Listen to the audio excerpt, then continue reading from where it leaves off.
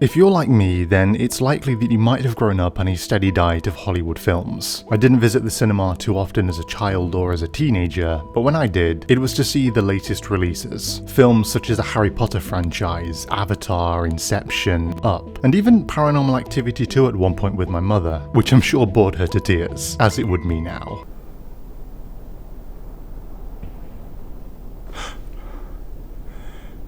I think something just moved.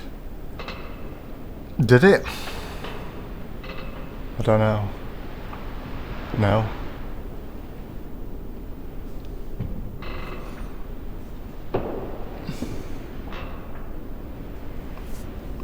Needs more pixels. Yeah, that's what's missing. If it just needs more pixels. That's all it's. This is the worst experience of my life.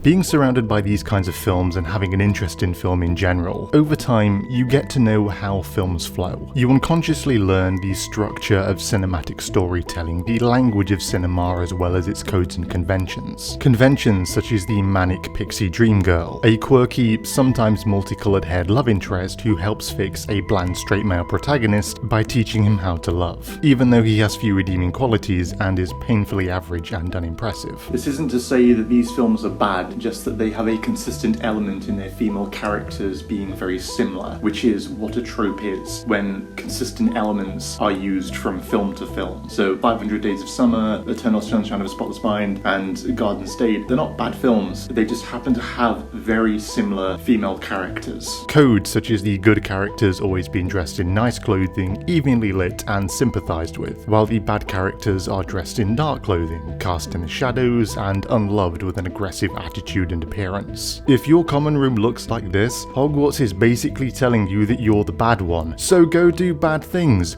Boy named Draco Malfoy, sorted into a house called Slytherin. How slimy could you sound? No, please cinema, make him sound just a little bit more slimy. Try to. And of course the three-act structure of cinema, which prevails most mainstream and independent film. In the first act, characters are established and the audience is introduced to the world of the film. In the second act, the protagonists are presented with a problem, the antagonist, the baddie who does bad things. And in the third act, the good characters ultimately prevail and the baddies are defeated. Some good characters are lost along the way, sure, and others are injured in usually non-life-threatening ways depending on the film. If it's Saw, you're really lucky if you get any characters who survive. I'd like to play a game. Are you a fan of Scrabble? However, in conventional storytelling, they just get enough injuries to get some battle scars and everybody lives happily ever after. Now, this video is called How to Access Inaccessible Films, so why have I started out by talking about the most mainstream of the mainstream? What gives, James? Well, I believe that in order to understand what can make some films so difficult to decipher, it's helpful to have an understanding of cinema in general. That way, when we do start venturing outside of conventional methods of storytelling and towards something a little bit different, we won't want to run away the instant a film doesn't click with us. It could be argued, and I am going to argue, that a lot of mainstream and independent film are largely passive experiences, whereby the audience is told the story from start to finish with little room for interpretation and discovery, where the film holds our hands and guides us throughout. Predictable stories do serve a purpose, of course. We enjoy seeing controlled chaos, it's why we go to the cinema, more or less. But I think that a culture awash with them can sort of unintentionally train us to expect all stories to be simple and easy to understand first time around. As such, when a story comes along that requires just a little bit of work on our part, we can become confused when it doesn't immediately offer itself up on a silver platter. Put simply, some stories require audience participation, and we may not be used to that. This video then is designed to be a roadmap, a tool of sorts that will hopefully help its audience better understand unconventional storytelling methods, and perhaps discover some pretty dope films as well. Also, just a quick bit of loving advice from one film fan to another. Try not to use film or the arts in general as a gauge for your level of intelligence. There are many factors that go into making a person, such as social intelligence, emotional intelligence, empathy, and intellectual intelligence, just to name a few. Being so laser focused on something as trivial as IQ misses the bigger picture. And don't get me wrong, I totally understand that this may sound weird to hear from a video on the internet, but I feel that in a video about inaccessible films, it is appropriate, because there can be a lot of pretension in some film communities, and you may be in the frame of mind I was in several years ago when I prided myself on liking films that nobody had ever heard of, because it made me feel special, and it made me feel like I was more intelligent than everybody else. And then I got some life experience. I hope that doesn't sound pretentious or condescending, I don't mean it that way. My main man, have you ever heard of Tom at the Farm? Yes. You have? This is the same copy. Well, have you ever seen Tom at the Farm? Yep, saw it once in about 2015. We both did. We could probably use a refresh because we're literally the same person. Well, we may be the same person, but I definitely saw it before you, even if it was just by a few seconds, because I, of course, live in the future. Well, that's literally impossible, but whatever you need to tell yourself to feel special, have at it, my main man. Banana. You know, you can't just say random words and expect me to fix it in post, because that's not really how this works. But you don't even care, do you? Banana. You just Well, goodbye, my main man. The inaccessible and abstract. Now, when I say inaccessible, I don't actually mean inaccessible because, by definition, inaccessible means inaccessible. It is an autological word after all. Rather, I'm using inaccessible to umbrella many different kinds of film, and it's a lot easier to use that term as a group identifier than it is to say something along the lines of films that are difficult to understand but perhaps can be understood if we think differently about film as an art form, because that's confusing, and it would have really screwed up my title. Secondly is abstraction. Abstraction can be a difficult thing to define, and if I were just to say to you, hey, think abstractly, mate, you might not have any idea of what I mean by that, like I didn't several years ago. Think abstractly!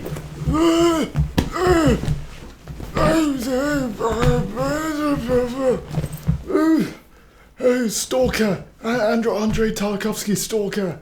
Eraserhead David Lynch. It's a bit like that scene in Harry Potter where Snape tells Harry to prepare his mind against legilimency. Prepare yourself. And Harry has no idea how to do that, so he just kind of tenses up. So how can we turn think abstractly into an actionable item? Well, luckily for us, Google is not our friend as it is a giant corporation, but it has defined abstraction in an incredibly practical and pragmatic sentence. Abstraction is the quality of dealing with ideas rather than events. And in my opinion, that definition is perfect, because by definition an event is a spectacle like the end of the world, while an idea is intangible and immaterial and instead takes place in the mind. It can also be helpful to think about accessibility and abstraction as existing on a spectrum. For instance, the farther a film is away from accessibility, the more work is required to understand it. A film like Primer might exist closer to one edge than the other, as the film requires a great deal of concentration to decipher, whereas a film such as 2009's Up would sit on the very other end of the spectrum, as everything that there is to enjoy about the film is right there on the screen. Using this, and to give you a bit of work to do, where do you think a film such as 2016's Arrival would sit? I use Arrival as an example because, I mean, firstly, the film is fantastic, but also because Arrival is the balance of both worlds. It is both accessible and abstract, and can be understood after a single viewing. It's the best of three worlds, and I'd personally place it right about here, but you may choose differently. For all four films, I'm going to be explaining how I access them, and then I'm going to be giving my best effort at explaining what I think is going on. And I'm also going to be providing both visual and oral, that's oral spelled A-U-R-A-L. If you haven't seen my David Lynch Rabbits video, I also mentioned it in there, it's the first video on my channel. Yeah, both visual and oral cues to give you the ability to skip past the explanation sections if you want to give these films a go yourself. And I would highly recommend that, because throwing yourself at a puzzling story and then solving it yourself yourself can be an incredibly rewarding experience, and a lot more rewarding than just having somebody else straight up explain it to you. Yeah, you know, I'll tell you a film that I've always wanted to see.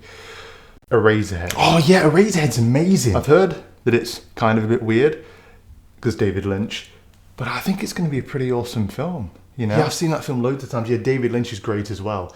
Well, Eraserhead, you see, it's about...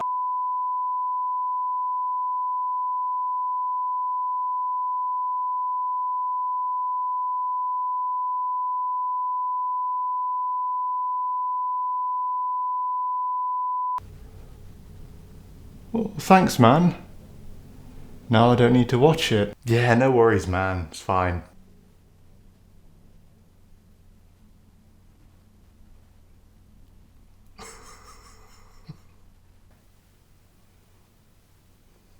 I'm a...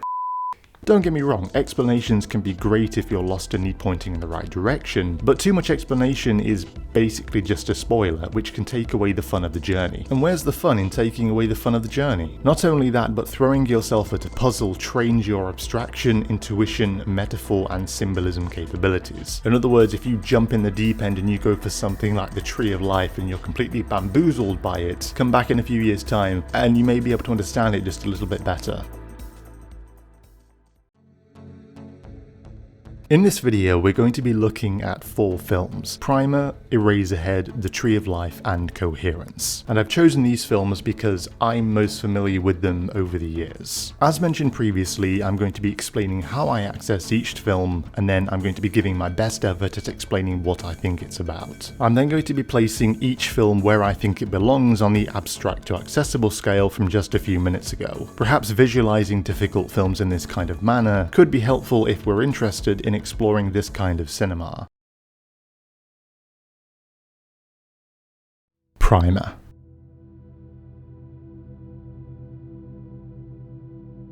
It's likely that if you've ever had the slightest interest in film whatsoever, that you might have heard of Shane Carruth's 2004 film Primer. Primer is likely most known for everything to do with its production rather than its story. For its exceptionally low budget of just $7,000, where Carruth essentially did everything. Where Carruth wrote, directed, starred in, edited, produced, scored with original music, cast, and did the sound and production design. Now, that is an awful lot of stuff to do on any film no matter the scale, and it's an awful lot of stuff for a single person to do. And to a certain extent, I feel that this is what makes Primer such an interesting pull for so many people. It isn't just that Carruth did so many jobs though, it's that he did them so well that blew so many people away. And I don't think it's controversial to say that Primer isn't known for its story, not because the story isn't good, but because people tend to be so fixated on the $7,000 price tag that the story just sort of gets lost in the fuzz, which I think is a little sad because for its scale, Primer is pretty damn interesting,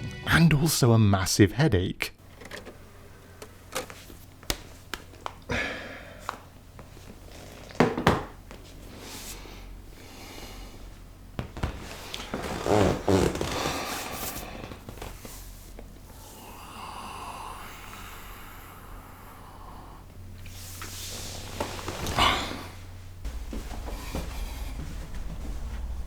Hey, what's up with you? Primer. Remember those days? It was about 10 minutes ago when I recorded that scene. What's with all the equipment, the laptop, the microphone stand, the camera? Equipment we're using to record this sketch for the video. Recording a video? Oh yeah, oh god, yeah, the microphone's there, laptop, got the camera there.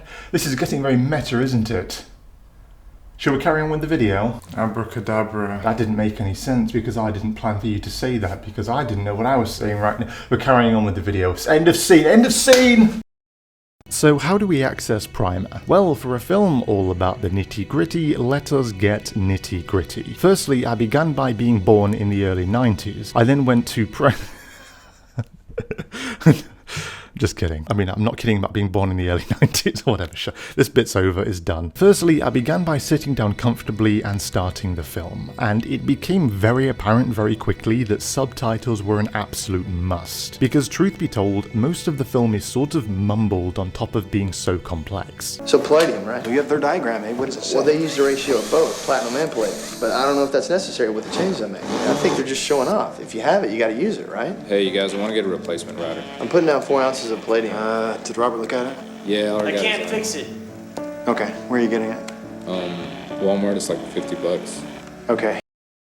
After the first viewing, I didn't understand the film at all, and honestly, my mind was aching so badly, and so I decided to look up the famous explanation diagram for the film. If you haven't seen it, I'm sorry to say you're a filthy casual. Okay, so apparently I'm a filthy casual because there is more than one diagram online. You can find them on any search engine. The other ones are an awful lot more complicated, and I personally don't want to turn Primer into a career. I enjoy the film, but I don't want to have my head I don't want to live in this space of Primer and disconnect from reality. You can have a look at them if you want to, but I'd just say to be careful. You don't want to be in a position where you're losing your sense of reality because your mind is so hard into this obsessive thing. What I'm saying is that with the kind of films we're talking about, it's okay to like them and to want to experience more of them, but don't make them an obsession. Don't want to live in the worlds that they create.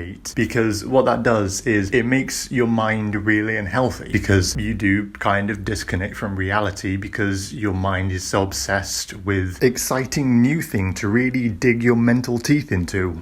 A few days later, I rewatched the film because my mind was curious, and the diagram really helped frame the story. My notes for the film started filling out a lot more as I paid closer attention, and by paying closer attention, I was able to focus on who was on screen, what their connection to Aaron and Abe was, and what Aaron and Abe were actually doing as characters in the story of Primer. A few days after that, I went back for a third and final viewing of the film, and this is where everything largely clicked.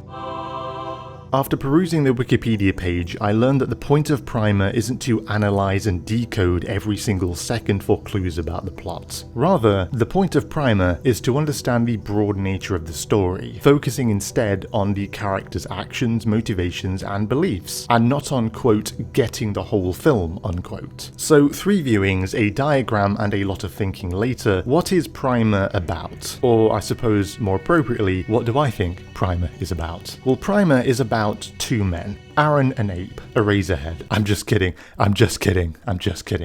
The joke there was that it was so complex that I couldn't actually explain it, and by explaining the joke, we've killed the frog. This is the beginning of the extremely spoiler-rich explanation section for Primer. If you would like to skip this section, go to 2605. At the beginning of the film, Aaron, Abe, and their friends Philip and Robert are working on various projects in Aaron's garage and filing for various patents, all in the hopes of securing venture capitalist funding to manufacture and sell one of their inventions. After the group have a tense discussion one night, Philip and Robert leave, and Abe, disenfranchised, wants to try out a new project. And this is the project of the film, The Primer. I mean, I think we stand to try this. You know, Philip and Robert are gung-ho in theirs, and that's fine. But you know I have no interest in that. And I know you have no interest in that, besides the fact that, you know, Philip and Robert don't even need us for what they want to do. They just want to use the equipment. For what I want to do, and we don't need them. Not even Philip, because it doesn't need software. Aaron and Abe begin building a small prototype, and after some trial and error, the invention does something that neither of them expects. Curious, Abe wants to see what's going on inside the box, and Aaron reluctantly puts his camera in. How much did that cost? Yeah. What? You want to put my camcorder inside the box? It's so dangerous we can't look into it. With the camera placed inside, they begin some more testing. They flood the box with argon, and the box reacts unexpectedly again. At around 13 minutes in, the complexity starts. But I personally think that the complexity started before the film even began, and that Aaron has come back in time from much later on in the film and is messing around with timelines. You ready? Yeah. 1, 2, 3.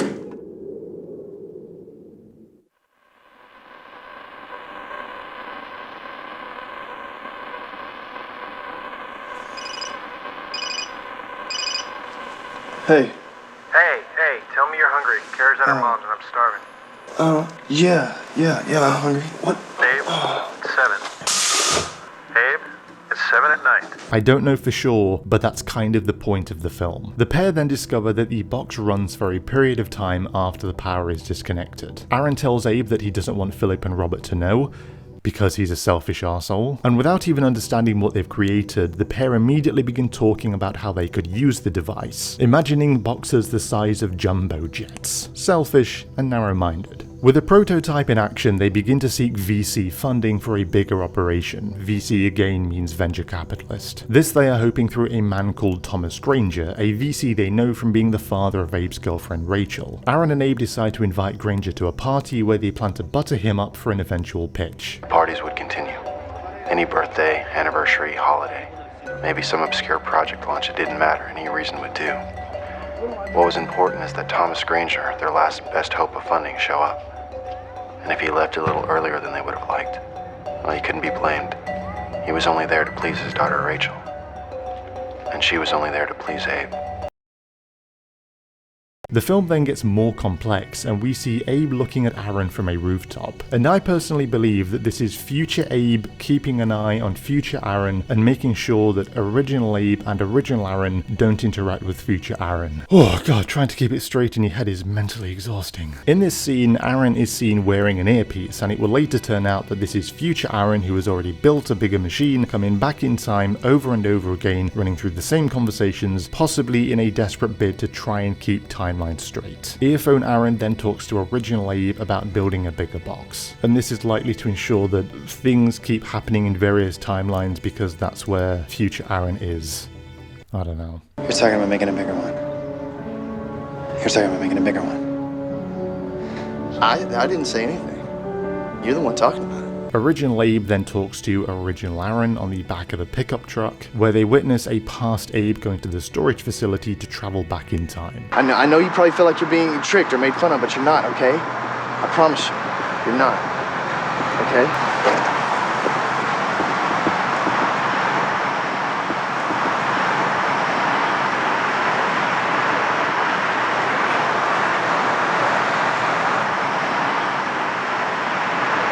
They both follow past Abe into the storage facility, and original Aaron discovers that the box already exists. Get with the times, bro. Don't worry if you're confused. That's the point of Primer. Aaron and Abe arrive in a car, and Aaron learns that he's already been through the machine, and Abe obviously has, or at least their clones have. Having found that Primer works, Aaron and Abe decide to spend the day playing the stock market and observing the lottery before going in. The film then explains how Primer functions, and here's all you really need to know. There are 2 boxes in a storage facility. Aaron and Abe turn up at 8:30 AM and set the timer for the boxes to turn on automatically at 8:45 AM to begin filling with argon. The pair then leave to allow their clones to wake up in the boxes just after 9 AM so as to not run into themselves. The pair then rent a hotel room and spend the day playing the stock market and observing the lottery. At 3 PM, Aaron and Abe go back to the storage facility and wait until the boxes cool off enough before entering. They use their oxygen mask to save themselves from breathing in the argon, and the pair then go to sleep as they travel back in time from 3 PM to 8:50 AM, where the original versions of themselves have just turned the boxes on and left to go to the hotel room. And that's basically Primer. And that's all you need to know to, quote, get the film, unquote. I would also warn against actually trying to analyze the complexity in Primer. Firstly, because Carruth designed it to be confusing, and secondly, because trying to analyze something that is designed to be unanalyzable is unhealthy for the mind. The point of Primer is not to spend countless hours mapping out the various timelines you think you have discovered and concentrating so hard that it becomes an obsession. The point of Primer is, as Carruth says, to be baffled by the complexity. At around 44 minutes in, it becomes clear that a lot of things have already happened and that a lot of ramifications are taking place out of sight and out of knowledge. Aaron wants to build an even bigger box, and they somehow both get injuries. Abe has a strange interaction with Robert and Philip, and it becomes clear that the ending of Primer has already happened, likely multiple times, where a man walks into a party with a shotgun. Why? Time travel. Yeah, but he can't tell us about him in advance. Is Hero even Besides, here? you never see anything around here but those geckos anyway. Oh, I know. Yeah, I think it's for the gecko. What? Why? Oh, hey man, thanks for the present. Yeah, how's that working out for you? You know what, you guys, both of you, you make fun, but there's a difference. Wait, what did you call him? What? Oh, when you walked in, what'd you say? He really didn't tell you about it? No. Alright, Rachel's ex-boyfriend walks into my birthday party with a shotgun. What? Swear to God. The pair then discover that Thomas Granger has somehow found out about the machine and has been using it. Abe is attacked by a future version of himself whilst inside Primer, and the next several minutes are spent with future versions of both Aaron and Abe going through various timelines. Both Aaron and Abe are now seen wearing earpieces, and it becomes clear that Aaron has cycled through this night many times in order to stop the gunman. Aaron stops the gunman. The gunman walks in.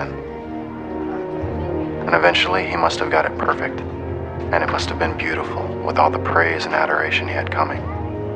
He had probably saved lives after all.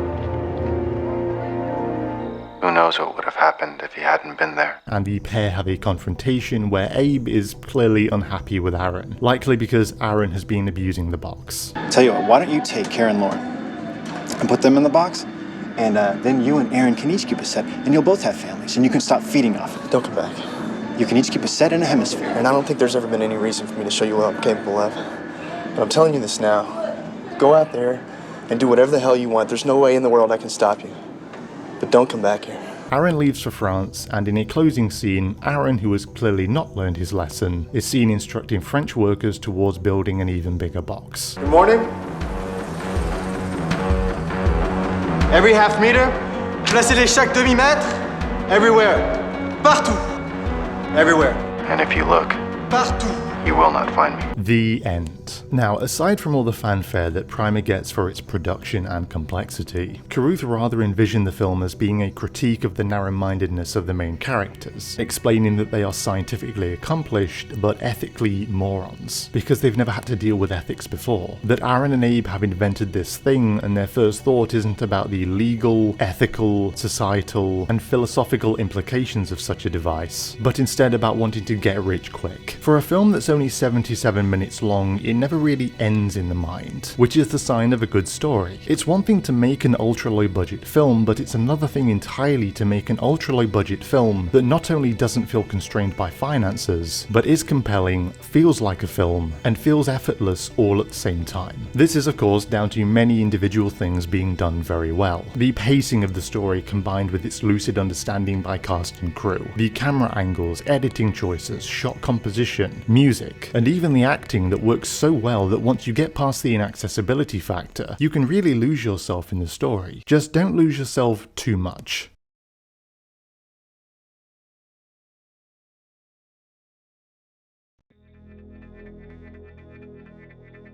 Eraserhead. Eraserhead is an interesting film to talk about here because going back to the film after 5 years, I was still expecting it to be this random assortment of imagery and nonsense that I remembered it being, and I was actually going to use it in this video as an example of a fully inaccessible film that truly had no rhyme or reason. What shocked me coming back after all these years was that not only does Eraserhead have a story, but it even has some regular conventions of cinema, such as the 3-act structure and some codes and conventions.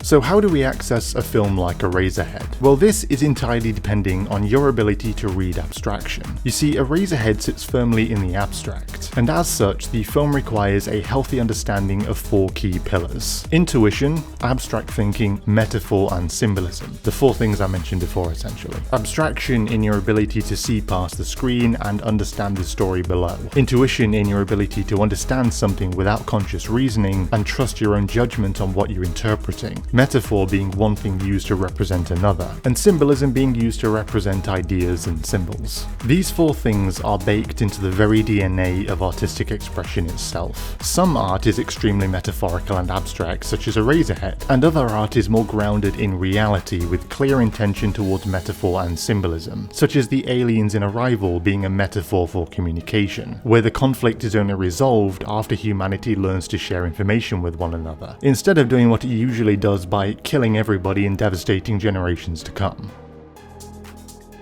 So what do I think Eraserhead is about? This is the beginning of the extremely spoiler-rich explanation section for Eraserhead. If you would like to skip this section, go to 35:15. Well, in my opinion, Eraserhead is about a young man named Henry going through some troubles in his life. Henry is confused and unhappy with his life, who lives part in reality and part in fantasy. Henry appears perpetually confused, and he's clearly made some decisions in life that he regrets. He feels trapped, and the area around him is stark and unwelcoming. There are no other people in his world except for his fiancée, her family, and his attractive neighbor. Literally. Are you Henry? Yes. A girl named Mary called on the payphone and said she's at her parents' and you're invited to dinner. Oh, yeah?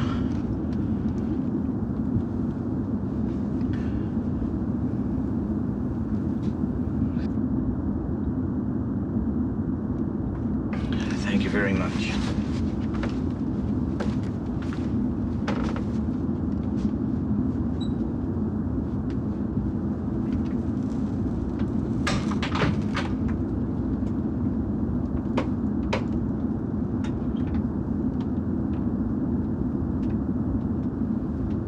And his apartment complex is shrouded in darkness and oddities, along with a brick wall accompanying his window. At some point in his life, Henry met a woman called Mary. Mary would later become his fiancée, and at some point he gets her pregnant. Henry clearly doesn't want the relationship or the baby, and neither does Mary. But this is their entrapment. At the beginning of the film, the opening scene features a disfigured man. The man sits in a corrugated metal shed on a planet staring out a window, pulling various levers. The scene is intercut with shots of Henry staring worryingly before a giant sperm-like creature exits his mouth. I personally interpret this as a metaphor for Henry meeting and sleeping with Mary. Henry is lonely, alone, and unhappy, and his job offers no fulfillment. He doesn't understand himself or others, and he cannot connect with other people at all. His interactions with his fiancée and her family are staggered and awkward, and these interactions are compounded by his attractive neighbor across the hall, of whom Henry is deeply infatuated. Feeling desperate and trapped, Henry sees the interactions with the woman across the hall as flirtatious, erotic, and seductive, and they are none of the above.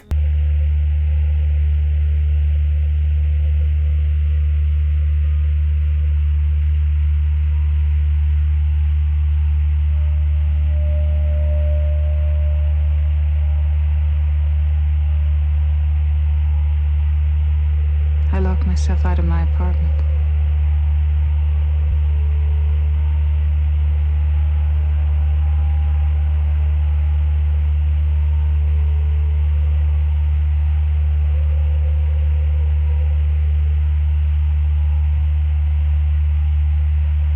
And it's so late. Henry isn't really fantasizing about being with the woman, he's fantasizing about being away from his own life. Henry deals with his trauma by escaping into fantasy, a defense mechanism that allows him to deal with the pain of his existence. He stares intently at the radiator, imagining being somewhere else, away from himself. The lady in the radiator is Henry's biggest fantasy. Disfigured but pretty, she sings a song about everything being fine in heaven, a metaphor for his mind, the only place he can retreat. At one point, giant sperm-like creatures fall around her on stage, which she takes great pleasure in crushing. Perhaps this is Henry pleasuring himself to his fantasy, or perhaps Henry is wishing that he had not got Mary pregnant. As the film pushes on, Henry finds himself going further and further into this fantasy, joining her on stage at one point. And then there's the baby, Henry and Mary's baby. The baby is disfigured and strange to look at, and the sounds it makes are unnerving. It doesn't look human, and it makes both Henry and Mary's life hell. One night at Henry's apartment, Mary leaves and doesn't come back. Well, you'll come back tomorrow? All I need is a decent night's sleep.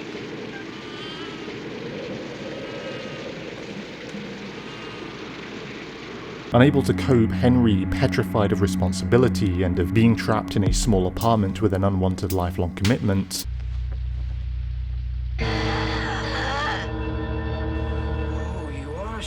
has his fears compounded when he sees his attractive neighbor with a man.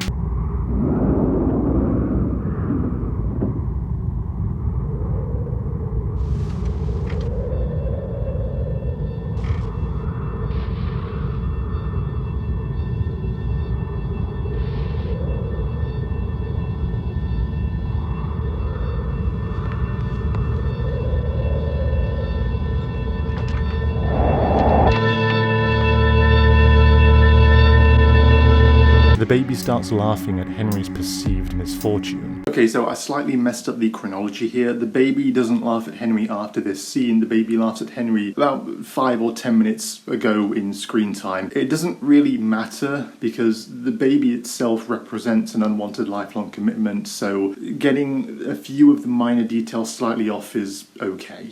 At least that's what I'm telling myself, and that's how I sleep at night.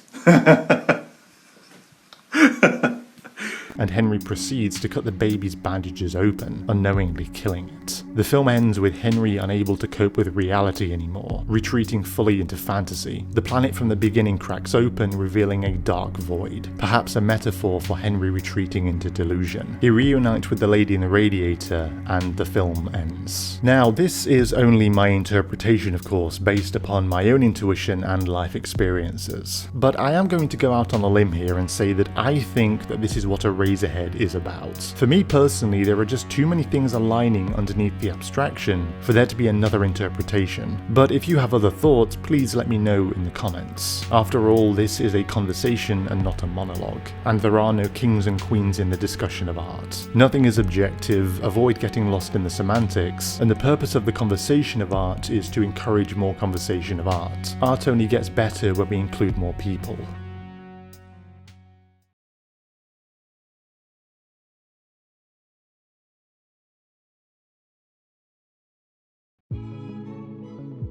The Tree of Life. Boy, oh boy, oh boy, oh boy. I feel like that one Diplo song called Boy, oh boy. In my opinion, The Tree of Life is a different kind of inaccessible film. The reason why I think it's different is that for the majority of this video, we're talking about films that feature, to a certain extent, grounded storylines, where with just a little bit of effort, we can make comfortable assumptions about the story and more or less, quote, get the film, unquote, in relative broad strokes. With The Tree of Life, however, I would say that the story can only really be inferred through an already weathered understanding of abstraction, metaphor and symbolism, along with a well-developed intuition. The Tree of Life is one of those films where trying to talk about every little bit of minutiae in great detail sort of goes against the grain of the story. For instance, with Primer there is a tendency towards analysing every single frame in the hopes of understanding the story, whilst also considering a broader context. With The Tree of Life, however, you only really need to consider it in the broader context, and it's important not to get lost in the minutiae, or even to analyse to a great extent. It's also important to note that The Tree of Life doesn't have a 3-act structure. There is no beginning, middle and end, which is why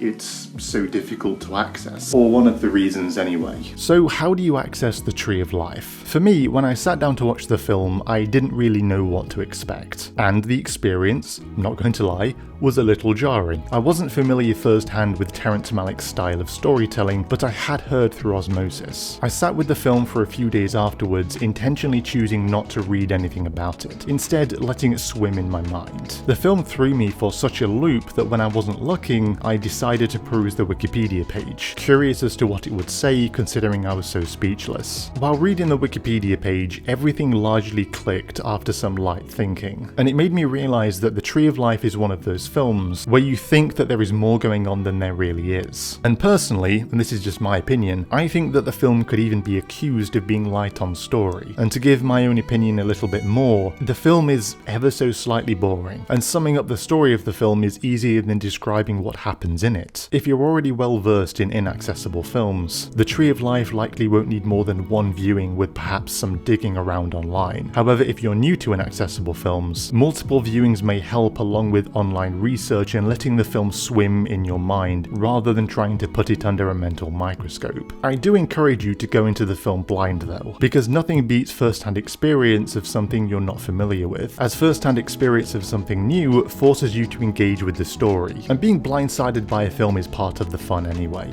Remember, these stories don't hold your hand. So what is The Tree of Life about? This is the beginning of the extremely spoiler-rich explanation section for The Tree of Life. If you would like to skip this section, go to 4159. This one is remarkably easy, and I'm going to steal Wikipedia's answer for it because it hits the nail on the head so hard that I'm finding it difficult writing an explanation that doesn't just blatantly steal it, so I'm going to blatantly steal it. So to whoever wrote this, your credit is forever in my debt. The film chronicles the origins and meaning of life by way of a middle-aged man's childhood memories of his family living in 1950s Texas, interspersed with imagery of the origins of the known universe and the inception of life on Earth. And yeah, that's basically it. The Tree of Life is about a man reflecting on his memories growing up with a strict no-nonsense father, a traditional mother, and younger brothers. It charts the ups and downs in his life, from the tragic loss of one of his brothers, to the tragic loss of one of his friends, to his sexual awakening after going into a neighbor's house and finding her lingerie, which he throws in the river out of shame.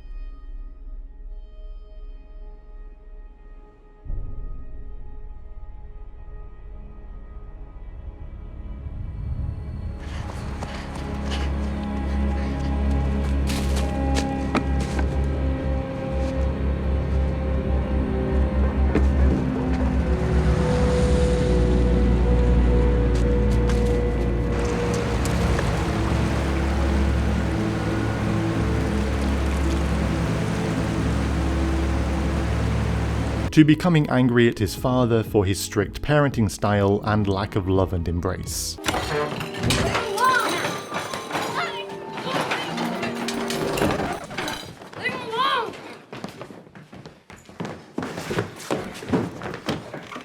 Come here! Come here!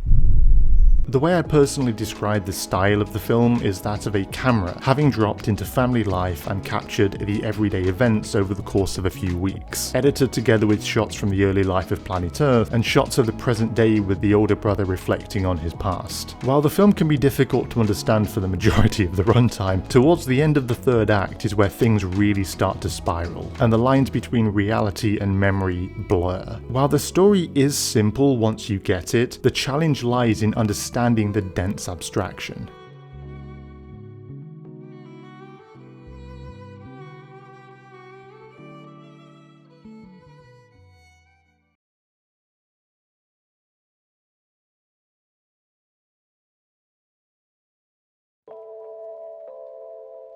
Coherence. Coherence shares one tangential parallel with Primer. While Primer is about the technical side of time travel, so apparently I wrote the section for Coherence back to front and ended up spoiling the film immediately after this piece of audio. So this is the beginning of the extremely spoiler-rich explanation section for Coherence. If you would like to skip this section, go to 5246. Coherence is rather about the human side of the dimension shifting a group of friends experience one night while at a dinner party, all caused by a comet passing overhead. While there was an element of being able to decode the broad strokes of Primer to a somewhat coherent end, Coherence isn't designed for cogent analysis. Rather, the film relies on sheer existentialism to tell its story, choosing instead to focus on the human condition as it tries and fails to make sense of the nonsensical. Fundamentally, Coherence shows the speed in which human beings descend into chaos when their intrinsic organizational hierarchies, search for meaning, and the need for purpose and explanation are shattered by something with no rhyme or reason. So how do you access Coherence? Coherence is likely the easiest film to access in this video, as it only really asks the audience to think past the screen and consider the larger picture. Coherence is a really great place to start if you're new to abstraction, because the film isn't asking for explanation. Instead, it merely wants the audience to go with the flow of chaos the film presents. With Coherence, there is also the added anchor of an audience surrogate, the main character who remains the only consistent element in the film, providing the audience with both catharsis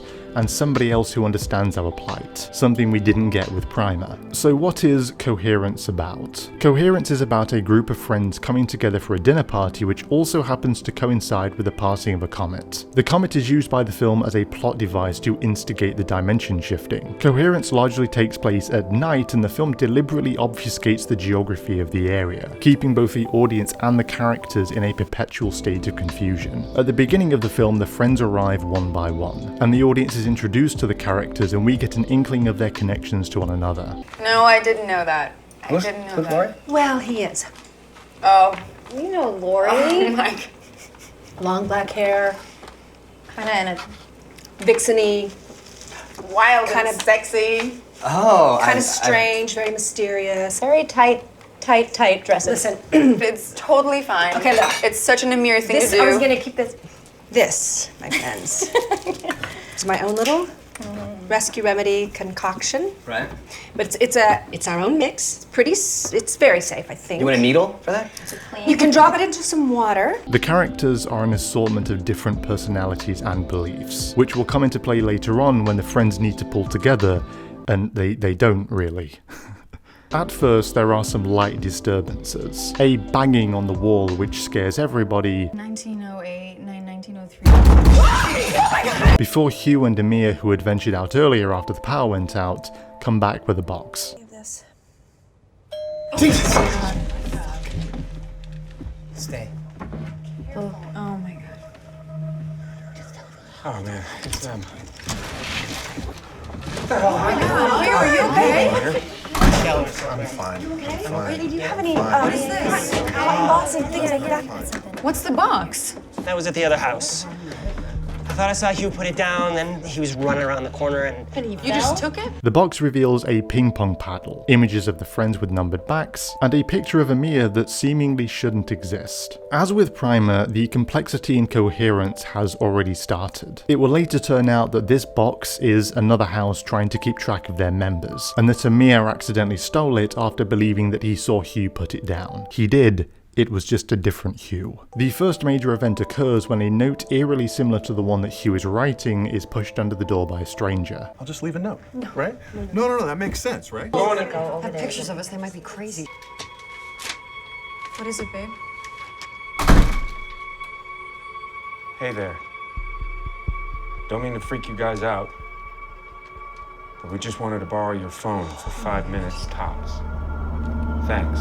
The hysteria is then further compounded when part of the group ventures out into the neighborhood with blue glow sticks, and they encounter themselves from another dimension with red glow sticks. It then becomes obvious to the viewer that this version of Hugh and Amir are not from Blue Glow Stick House, which they know, which is why, when nobody is looking, they scurry away with the box containing the pictures. Mike's aggression then becomes an issue after he realizes that another version of himself may be drinking, making for an aggressive other Mike. What if in that over there, that house, what if I'm drinking? I mean, just think about that for a sec. It's a f***ed up Michael. And he then has the bright idea to decide to blackmail himself to stop himself from revealing anything that could potentially cause problems. Spoiler alert, it doesn't work. As the friends realize that something strange is going on, they try to form organizational solutions to keep track of themselves and their house. Unfortunately, as you've probably guessed, they're a little bit late here. In what feels like deja vu but isn't, we then see the group begin to number the backs of their pictures. What makes this strange is that nobody mentions the box they opened that contained the numbered pictures, likely because they aren't from Blue Glow Stick House. Should also mention at this point that they've been out a few times, some of the friends. The disjointed group then decides to discuss what they think is happening, and after some personal history is revealed, Mike says possibly the worst thing you could say in this situation. Hugh, that is not my Lee. That is not your Beth, and I am not your Mike. You aren't mad at me. We're in a different reality here. Yeah, we're in a different reality because the reality where I am from, my best friend didn't sleep with my wife. Hugh, do you not understand what I'm saying? This all started tonight, and if there are a million different realities, I have slept with your wife in every one of them. Jesus.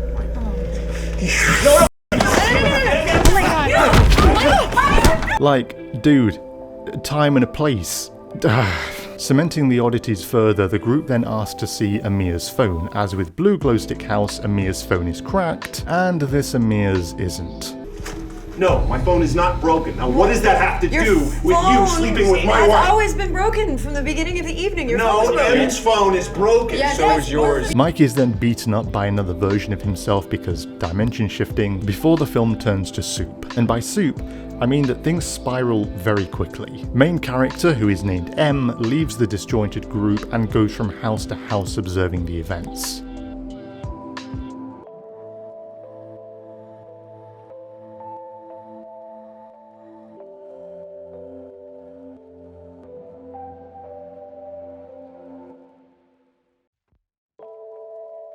As the film draws to a close, the new reality locks off as daylight arrives, and the main character, having unintentionally left her reality behind many houses ago, sort of has to stay in this reality and tries to ensure her place by knocking this version of herself out. Okay, so I should just mention real quick, in order for her to get the version of herself from this reality out of the house, M from the reality that we've been following creates a distraction by smashing a car windscreen, which brings everybody out of the house. Once everybody's out of the house, she then attacks this version of herself and takes her place. But not permanently, so I don't really understand the motivation there. Alright, so one last audio message. So they go back into the house after Emma's knocked herself out. They all meet Emma in the house because she got away from them, they didn't know where she was. They then all go back outside and witness the comet breaking up. Usually I wouldn't include this, and I was just thinking about not including it in the edit, but I'm thinking no, this is important to the story. So the comet's breaking up, which signifies that the end of the dimension shifting is happening, which means the reality is locking off, and then Em interacts with her boyfriend, which is why they're back outside again. What's really cool in this film is that the comet is used as an anchor point to track whereabouts we are in the plot. It's kind of cool, if I'm totally honest, and I really enjoy it. Though I'm talking about the fact that I think that the story's pretty cool, the acting isn't necessarily the greatest. Don't go into the film expecting it to blow your mind. It is kind of just a small independent film, and you can definitely feel it through the actors' performances, the fact that they're not really given the best direction, and you don't really buy that the characters are the characters. They're kind of just a group of actors coming together and haven't really been given the best direction.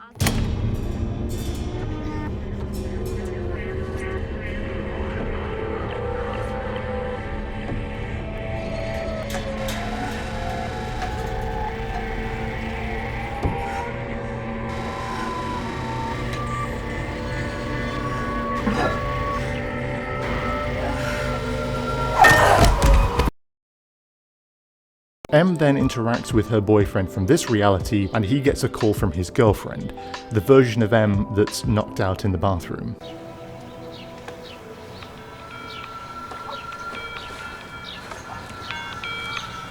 That's weird. It's you calling me. Hello?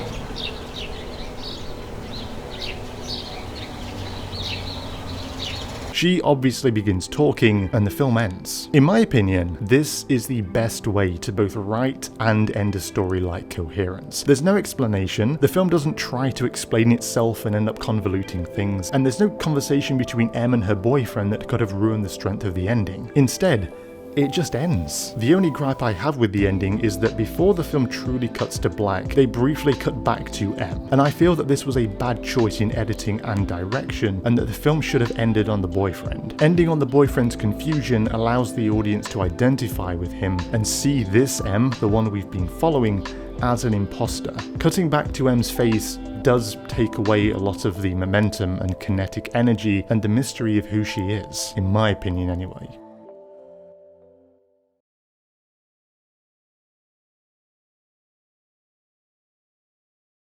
And there we... But let's say that we want to be complete film alphas. Is there any example of a film which is truly inaccessible, which truly has no rhyme or reason? Well, my friends, yeah, there kind of is. There is a 1927 short film called Un Chien Andalou by a famous guy who I've forgotten the name of, right? Louis Brunel. Louis Brunel, that's it. He made it along with Salvador Dali. It's available on YouTube, I think. It's UNCHEIN Andalou. That is a surrealist piece. It is just essentially like if you were to make dreams into reality, if you were to put a camera in your mind and just capture the random events in it. By definition, there is no rhyme or reason or any story there because it's just random fragments of memory that are just data moshed together to create something which is completely unique, bizarre, interesting, and unexplainable.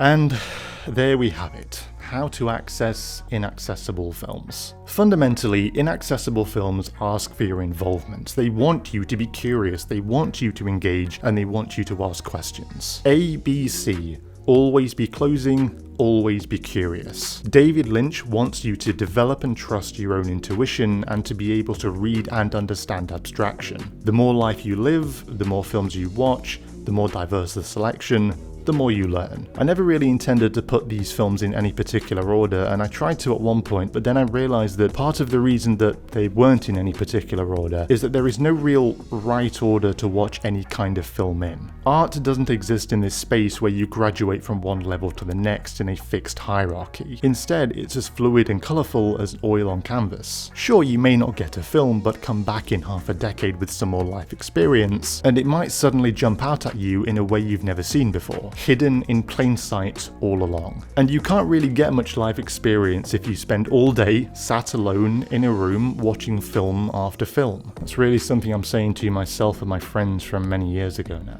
Anyway, thank you very much for watching. I do very much appreciate your time today. As usual, if you enjoyed this kind of long-form deep dive analysis, please be sure to consider supporting my work over at patreon.com/JamesRogersYT, where for £4 per month you can gain exclusive access to these videos 7 days before they go live to the world. Alternatively, you can support my work through a PayPal one-time donation over at paypal.me/JamesDanielRogers. That's Rogers without the D. Or you can just follow my work here on YouTube, where it's free forever. So until next time, internet, watch your dope films and cheers.